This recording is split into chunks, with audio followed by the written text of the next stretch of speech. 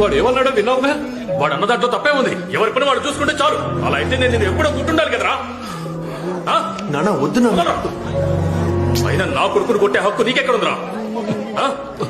నీ గురించి ఆలోచించి ఆలోచించి నాన్న త్వరగా వెళ్ళిపోయారు తెలుసా. ఆ తర్వాత నాన్న పెట్టుకున్న షాప్ నేనే నీకు ఇచ్చాను. దాంతోనే నువ్వు బతుకుతున్నావు. అలాంటి నువ్వు నా కొడుకుని తక్కువ చేసి మాట్లాడతావా? రే ఏంట్రా, చుట్టాలందరూ ఉండగా ఎందుకురా గొడవ? అలాగా చెప్పాలనుకున్న దాన్ని అప్పుడే చెప్పేయాలి. చుట్టూ ఎంతమంది ఉన్నా సరే చెప్పేయాలి. అదే కదా ఇంతకు ముందు మీరు నాతో చెప్పారు. అందుకే ఇది ఇప్పుడు చెప్తేనే కరెక్ట్ గా ఉంటుంది. నలుగురు ముందు చెప్తేనే వీడికి బుద్ధి వస్తుంది. ఉద్యోగం సద్యోగం లేకుండా బేవర్స్ గా తిరుగుతున్నాడు. వీడికి సపోర్ట్ చేస్తున్నావు. నీకు సిగ్గుగా రానంట్రా? నాన్న ఇప్పుడు నీ వయసు ఎంత? నీ వయసు ఎంతో చెప్పరా? 26. వీడి వయసులో మీరేం చేస్తుండేవారు? ఏమీ చేసేవారు కాదు. సిగ్గు గురించి మాట్లాడారు కదా. కోళికోడ్లో పక్కింట్లో ఒక అమ్మాయితో మిమ్మల్ని చూసి కట్టి పడేసినప్పుడు ఆ రోజు మన నాన్న పడిన బాధలో వెయ్యవచ్చు కూడా వీడి వల్ల నేను ఎప్పుడు అనుభవించలేదు.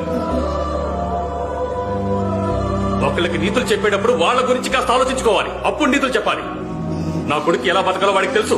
వాడికి ఎవరో నీతులు చెప్పక్కర్లేదు.